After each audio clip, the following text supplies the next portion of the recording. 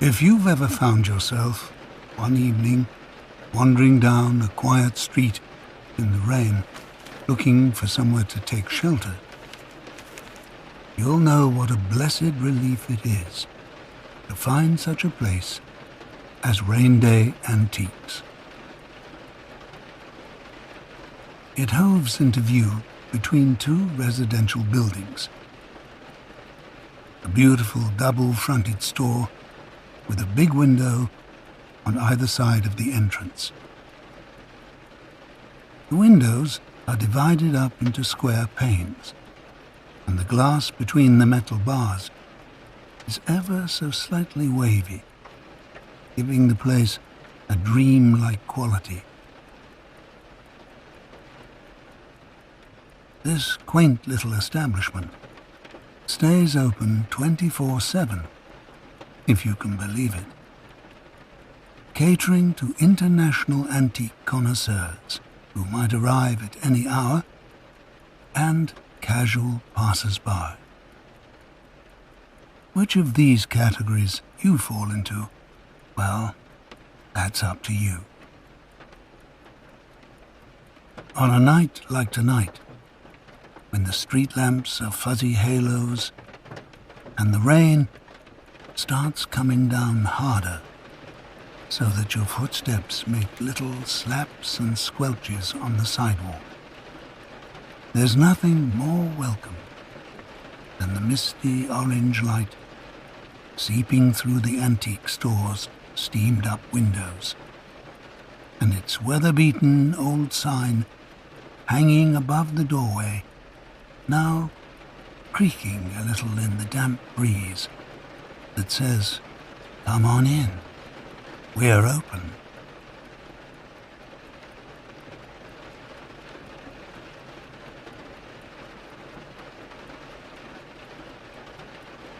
Inside, Rain Day Antiques is as cozy as can be. Push open the door and you'll find yourself enfolded in a set of heavy red velvet drapes, extra protection against the elements. As you emerge through these into the store, the drapery rings click gently as they glide across the rail. It's quite a place. Above you is a domed skylight that looks up into the night, and the rain patters satisfyingly onto the glass overhead. There's plenty of space to move around, but every surface is piled high with curios, ornaments, and works of art. To the left of the door is a brass umbrella stand, and above it a set of coat hooks. So feel free to unburden yourself of any damp layers and take this chance to really relax. The owner of this charming emporium is a middle-aged man named Henry, a dapper and hirsute gentleman who is sitting quietly in the corner of his kingdom, reading a newspaper. Henry is the kindest man you could ever hope to meet. He's a true listener, and there are very few people you can say that about. If you ever chose to confide in him, you can be sure he'd listen carefully until the end. Then he'd say something very simple, but very wise. Something that would let you know everything's going to be okay. Now, as you enter, he nods at you graciously with an unobtrusive hospitality that says you're welcome to browse in peace for as long as you like. But if you need him, he's right here.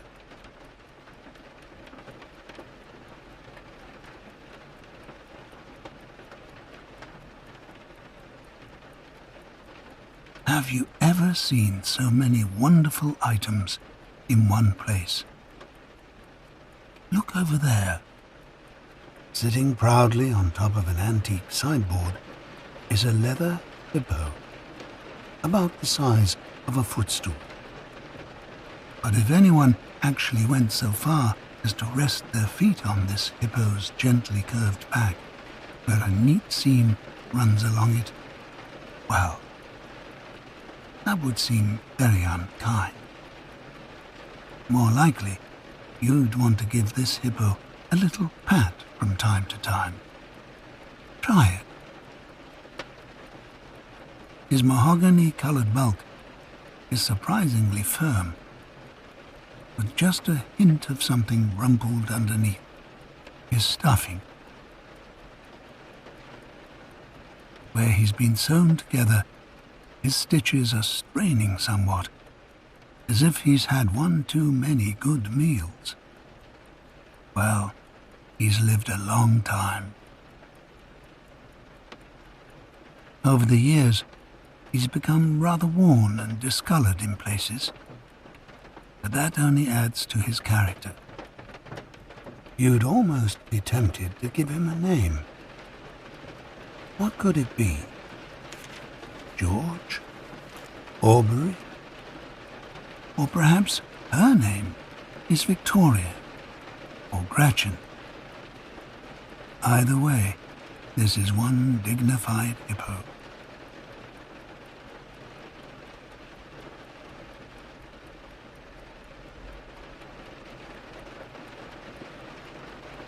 There's something so comforting about pottering around in here while the rain is rushing down outside.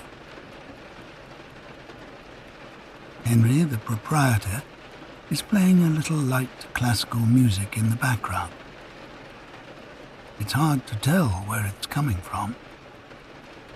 Perhaps from the gramophone you can see sitting on a cabinet just behind Henry. Its golden horn wide open in the low light like a night-blooming flower. But no, the record resting on the turntable is still, so the music must be coming from some digital source. Beneath the gramophone, a sign states firmly, "Not for sale." Well, of course. It's hard to imagine how Henry can bring himself to part with any of these things. In any case, the gentle strings are a perfect accompaniment to the rain, which is trickling down the storefront windows with a rushing, crackling sound, which reminds you, such is the coziness in here, of the sound a fire makes, burning logs in a hearth.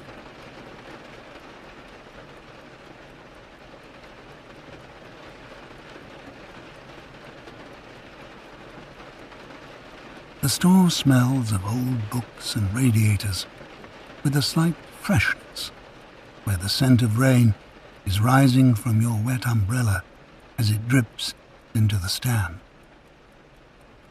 Every so often, the lights of a car streak through the window, illuminating the darker corners of the store.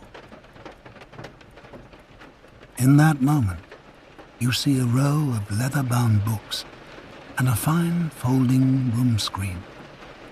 Its silk panels are embroidered with Japanese scenery. Houses with curved roofs surrounded by trees. A bridge arching over a river. Sound of the car passing is a loud sigh when the rain seems to briefly up its tempo before resuming its steady rhythm. You could stay here all night, just breathing in and looking at things, thinking about their story.